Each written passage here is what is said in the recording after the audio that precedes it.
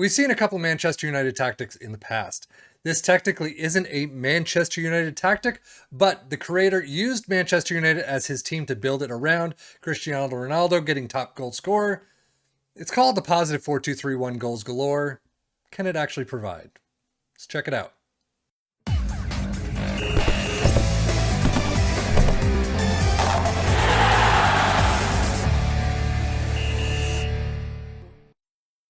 Yes, the Steam page actually has some information, which is fantastic to see. He's got a couple of screenshots, but mainly he says that the tactic was his first tactic for FM23.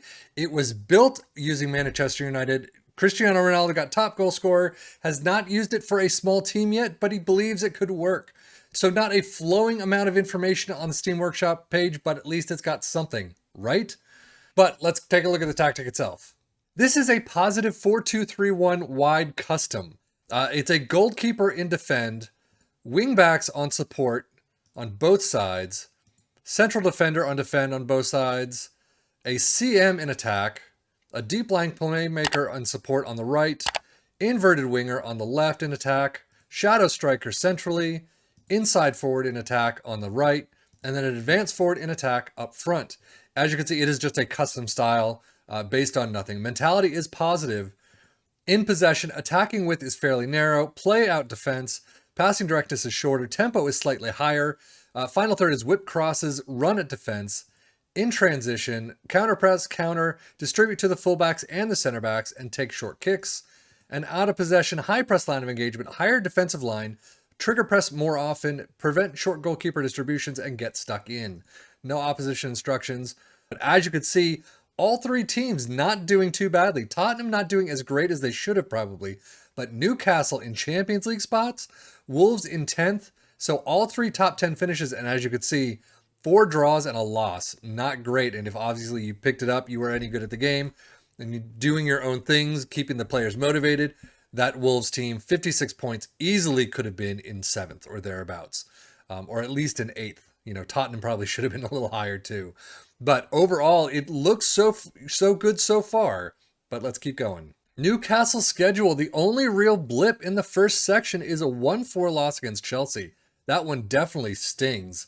0-4 against Man City, 0-1 against Manchester United. That one you could have probably maybe have gotten a draw. But overall, the first half of the season is fantastic. 6-1 over Mansfield, 5-2 over Sheffield United. It's continuing on in both the FA Cup and the EFL Cup. You're not getting very hard opponents, though, in either cup. So losing out in the first leg of the EFL Cup semifinals, 3-4 against Tottenham, but kicking the crap out of Tottenham 5-2 to move on to the EFL Cup final, where you win against Manchester City 3-1. A fantastic first cup right there for Newcastle. I mean, this season did very well for them. Some losses sandwiched in there, not great. 4-5 against Aston Villa. But overall, you've got much better runs than you've got the bad ones. So I think fantastic run overall. You do lose out that Brentford 1-3 loss in the FA Cup 4th round. But Champions League next season to look forward to with a lot more money. Tottenham, on the other hand, had a rougher start. You could see Champions League group, they're not doing all that well. Loss against Napoli, win against Olympiacos, loss against Real Madrid, loss against Real Madrid. So overall, were you pushed down into the Europa Leagues, 2-0 over Ludogorets, 2-4 in penalties loss against Ludogorets, but you still move on. Real Betis 1-4, lost to 1-3 Real Betis, so you're out there. Fantastic end of the season right there, but out 4-5. There's that 4-5 result again against Wolves in the FA Cup 4th round. EFL Cup, losing out 2-5 to Newcastle, semifinals. Wolves actually not a great start to the season, but a nice run here and there. A nice run up until the World Cup. And then post-World Cup, not so much. Very spotty up until this 4-1 win over Manchester United.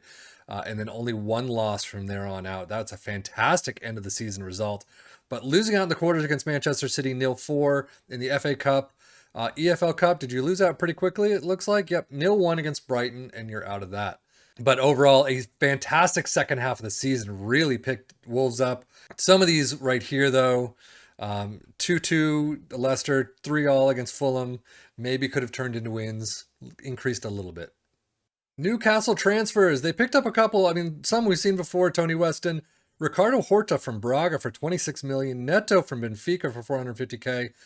Dominguez from Gimnasia and Esgrima for 2.1, and Julian Ryerson for Dortmund on a loan, and a couple of outs here on loans, so nothing too big.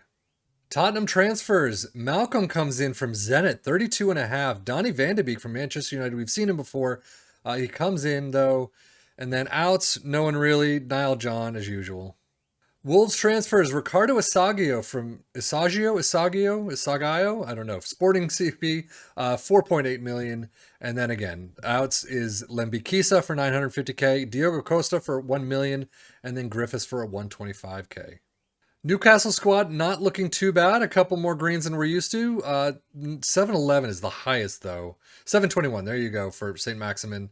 745, I didn't even see for Isaac. Yeah, he did very well. I'm pretty sure that's going to be the tops of the charts. So looking at the squad for Tottenham, a lot more green than we've seen in the past. Just over sevens, though. Nothing too massive.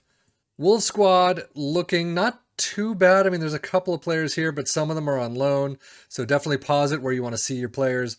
But Sarabia was 728. 770 for Kalajic. I don't know how to pronounce that, but only 3 off the bench, so I'm not really putting too much stock in that one.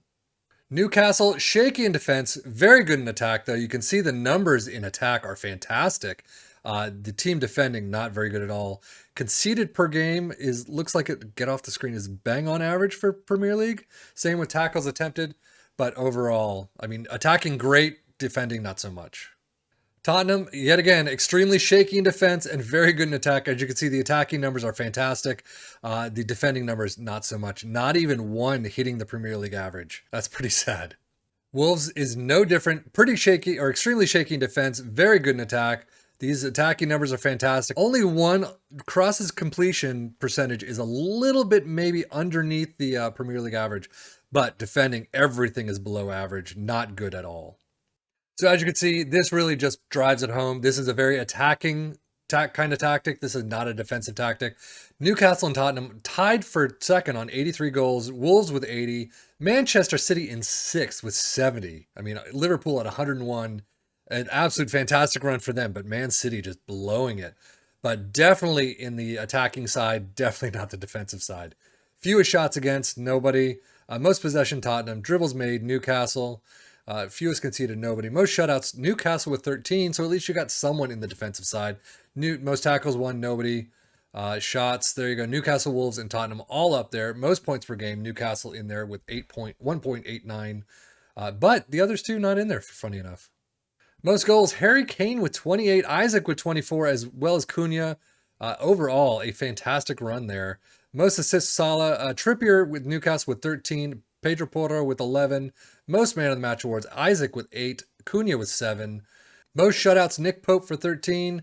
Tackles, 1, nobody. Key passes, you've got Trippier as always, 130. I mean, a fantastic set of results there. Sarabi with 96 and Neves with 84. Most shots, Isaac with 149, Cunha with 114, and Traore with 107. And then we've already seen just Kane kicking the crap out of everyone except Holland, as usual. Finishing up as we always do with the overall stats in all competitions. For Newcastle, Isaac with 33 goals, a fantastic result there. 7.45 average rating, absolute beyond just his normal average. Trippier with 18 assists and 11 player of the match awards for Isaac. A fantastic run for Newcastle, sitting in 4th.